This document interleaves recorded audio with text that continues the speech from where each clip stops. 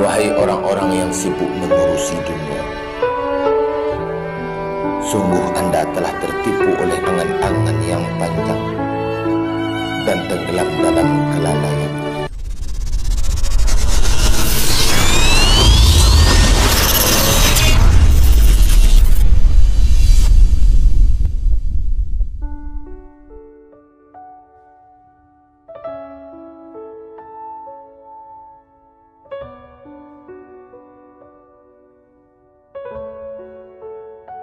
Matahari perlahan beranjak pulang, torehkan rona jingga di awan. Burung-burung kecil terbang beriringan seiring wajah senja. Aku pun terpasung sendirian menatap lurus nun jauh di sana.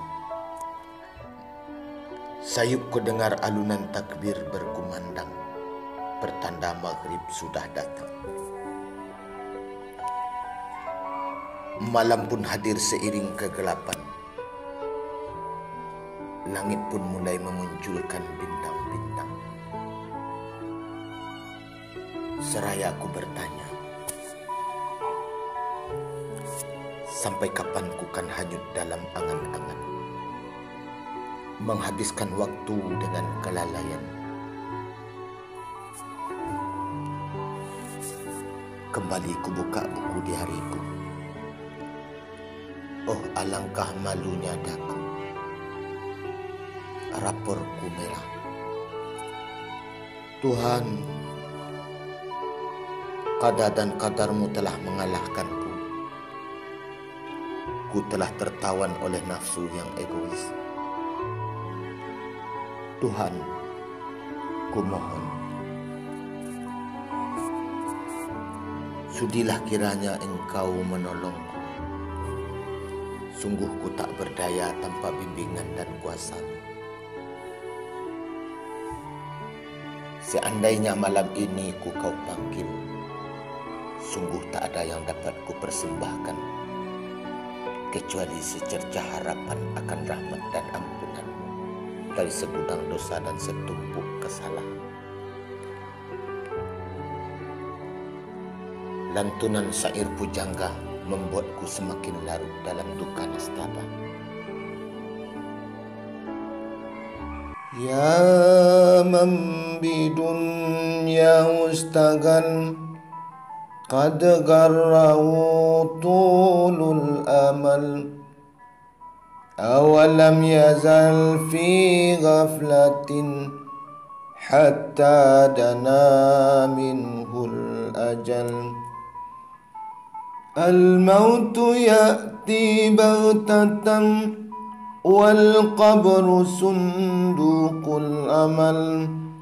Isbir ala awaniya la mauta illa bil ajal. Wahai orang-orang yang sibuk mengurusi dunia, sungguh Anda telah tertipu oleh angan-angan yang panjang dan tenggelam dalam kelalaian. Hingga mendekati batas ajal, maut akan datang secara tiba-tiba. Sementara kubur merupakan peti amal. Tabahkanlah dirimu dari keganasan tipu daya dunia. Tiada kematian melainkan telah ditetapkan ajalnya. Qala Allah Ta'ala fil Qur'anil Karim, A'udzu billahi minasy syaithanir rajim. Bismillahirrahmanirrahim. Qul innal mauta alladzi tafirruna minhu fa innahu mulaqikum thumma turadduna ila alimil ghaibi wasyahadah fayunabbiukum bima kuntum ta'malun. Katakanlah Muhammad, sesungguhnya kematian yang mana kamu berusaha lari dari kematian, maka sesungguhnya kematian itu pasti menemuimu.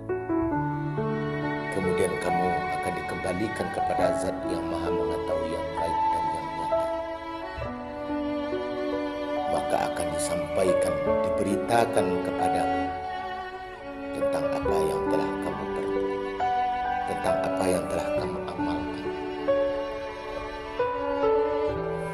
Maha benar Allah dengan segala